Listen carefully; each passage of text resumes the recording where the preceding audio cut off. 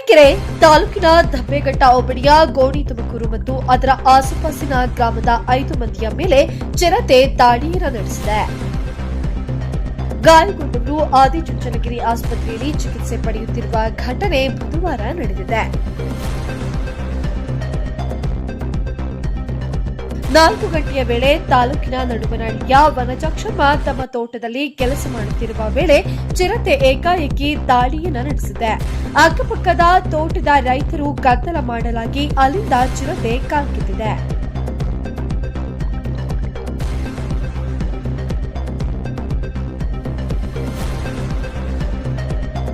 ಅದೇ ಚಿರತೆ ಗೋಣಿ ತುಮಕೂರು ಗ್ರಾಮದ ಹೊರವಲಯದ ತೋಟದಲ್ಲಿ ಕೃಷಿ ಚಟುವಟಿಕೆಯಲ್ಲಿ ತೊಡಗುತ್ತಾ ಉಚ್ಚಮ್ಮನ ಮೇಲೆ ಮೊದಲೇ ಕಾಸಿಕೊಂಡಿದ್ದ ಚಿರತೆ ಏರ್ಗರಿ ಮುಖ ಗುತ್ತಿಗೆಯನ್ನ ಪರಿಚಿದೆ. ಮಹಿಳೆ ಚೀರಾಡುತ್ತಿರುವುದನ್ನು ಕಂಡು ಸಹಾಯಕ್ಕೆ ಬಂದ ಬೋರೇಗೌಡ ಮತ್ತು ಸಣ್ಣಲಿಂಗಯ್ಯರ ಕೈ, ಕಾಲು ಮತ್ತು ಬೆನ್ನಿನ ಮೇಲೆ ದಾಳಿ ಮಾಡಿದೆ.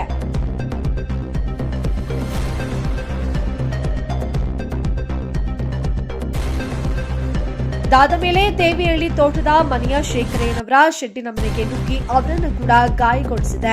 ತಕ್ಷಣ ಶೆಡ್ಡಿನ ಬಾಗಿಲು ಹಾಕಿಕೊಂಡು ಶೇಖರಯ್ಯ ಹೊರಬಂದಿದ್ದಾರೆ. ವಿಷಯ ತಿಳಿದು ಸ್ಥಳಕ್ಕೆ ಹೆಚ್ಚಿನ ಸಂಖ್ಯೆಯಲ್ಲಿ ಗ್ರಾಮಸ್ಥರು ಜಮಾಯಿಸಿದ್ದರು.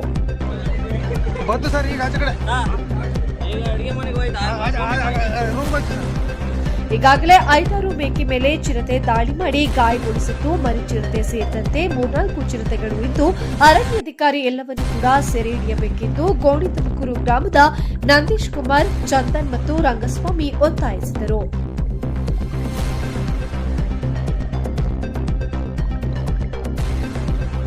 ಮೈಸೂರಿನಿಂದ ಅರವಳಿಕೆ ತಜ್ಞ ವೈದ್ಯರು ಬರಲಿದ್ದು ತಡರಾತ್ರಿಯವರೆಗೆ ಚಿರತೆಯನ್ನ ಸೆರೆ ಕಾರ್ಯಾಚರಣೆ ನಡೆಯಲಿದ್ದು, ಈಗಾಗಲೇ ಗಾಯಗೊಂಡ ವ್ಯಕ್ತಿಗಳಿಗೆ ಚಿಕಿತ್ಸೆ ಪಡೆಯುತ್ತಿರುವರು.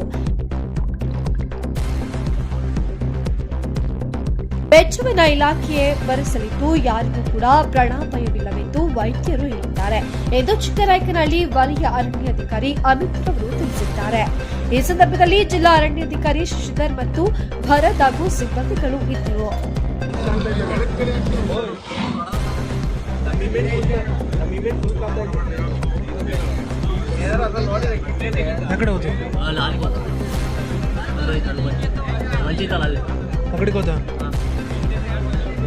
ಬಂತು ಸರ್ ಈಗ ಆಚೆ ಕಡೆ